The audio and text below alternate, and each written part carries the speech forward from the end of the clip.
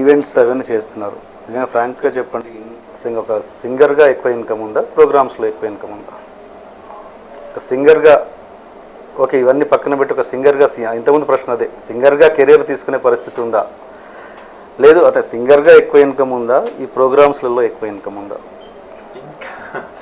Income అంటే ఇంకా కొంతవరకు ప్రోగ్రామ్స్, కానీ ఆ ప్రోగ్రామ్స్ కూడా ఎందుకు వస్తాయంటే ప్రొఫెషనల్ సింగింగ్ కాబట్టి ఫస్ట్ ప్రిఫరెన్స్ డెఫినెట్లీ దీనికి ఇవ్వాలి.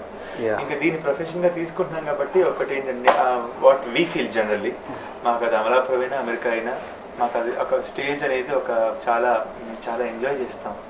మా పాటలు పాడుతూ, పక్క వాళ్ళ పాటలు పాడుతూ, పాత పాటలు పాడుతూ, కొత్త పాటలు పాడుతూ, ఇంకా ఇంట్లో కూర్చొని ప్రాక్టీస్ చేసుకోవడం ఒక ఎత్తి అయితే, మాకు ఇది స్టేజ్ మీదే చాలా ప్రాక్టీస్ అయిపోతుంది.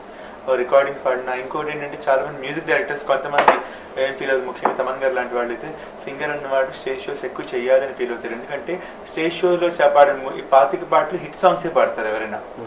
కాబట్టి వాడు ఒక మాస్ పాట పాడతాడు, ఒక క్లాస్ పాట పాడతాడు, ఒక క్లాసికల్ పాడతాడు, ఒక ఐటమ్ సాంగ్ పాడతారు, ఏదైనా పాడతారు అనమాట. సో అప్పుడు వాళ్ళకి ప్రాక్టీస్ ఉంటుంది గొంతులో. ఇప్పుడు ఒక కార్యక్రమం అయితే ఓంకార్ నాథంతో స్టార్ట్ చేసిన, శివశంకర్ పాడినా, జంక్షన్లో పాడినా, లేకపోతే ఇంకా సినిమా చూపితమా పాడినా, ఇంకా వెస్ట్రన్ సాంగ్స్ ఇంకేమైనా బాబీ గర్ల్ లాంటి పాటలు పాడినా, ఏం పాడినా అన్ని పాటలు మనకి గొంతు ప్రాక్టీస్ ఉంటుంది. ఎనీవే ఎప్పుడు రేపొద్దున ఒక రికార్డింగ్ థియేటర్కి వెళ్ళిన తర్వాత పలానా వెస్ట్రన్ కైండ్ ఆఫ్ సాంగ్ పాడాలి అంటే ఓకే, మనం ఆల్రెడీ మనకి పాడిన ఎక్స్పీరియన్స్ ఉంటుంది, సినిమా పాటలు పాతవి. సో ఆ ఎక్స్పీరియన్స్ మనం మన గొంతుని మోడల్ చేసుకొని పాడగలిగే అవసరం డెఫినెట్లీ ఉంటుంది. కాబట్టి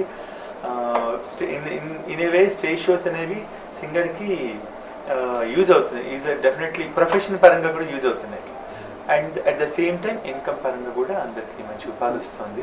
ఇంకా టీవీ షోస్ మూలంగా ఒకటి చెప్పాల్సిన విషయం ఏంటంటే, టెలివిజన్ ద్వారా జనానికి మేము పాడిన పాటలు వీళ్ళే పాడుతున్నారని చెప్పి తెలుస్తుంది.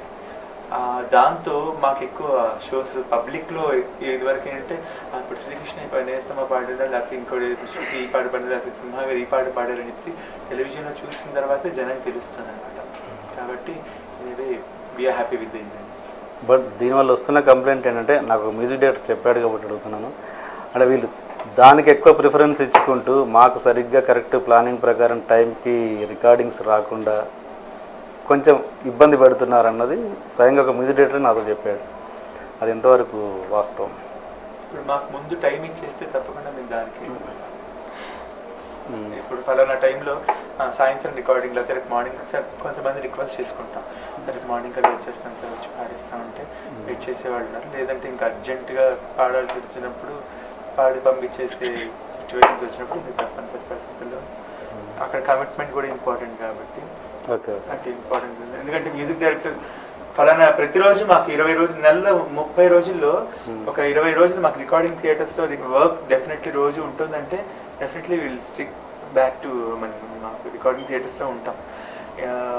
ఎప్పుడు వస్తుందో వర్క్ తెలియట్లేదు కాబట్టి ఒకవేళ వర్క్ వచ్చినా ఇప్పుడు నాకు తెలిసి అయితే దాదాపుగా రేపు మార్నింగ్ రికార్డ్, ఇప్పుడు రేపు మార్నింగ్ వర్క్ అంటే ముందు రోజు చెప్పి, లేకపోతే అవకాశం సార్ రేపు మార్నింగ్ వచ్చి పాడతానంటే 95% వెయిట్ చేసేవాళ్ళు ఉన్నారు చెప్తే. ఇప్పుడు రీసెంట్గానే కొన్ని వర్క్ మణి శర్మ గారు ఒకసారి ఫోన్ చేశారు, ఎక్కడున్నారంటే సార్ ఇప్పుడే ప్రోగ్రామ్కి వచ్చేసి సార్ రేపు మార్నింగ్ కల్లా వచ్చేసంటే సార్ రేపు మార్నింగ్ స్టూడియోకి వచ్చేసి అన్న తమన్ గారు.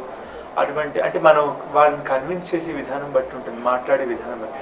సరే రేపు మార్నింగ్ కల్లా వచ్చేస్తాను, రేపు మార్నింగ్ తప్పకుండా ఈ టైం కల్లా వచ్చి పాడేస్తానంటే వాళ్ళు కన్విన్స్ అవుతారు.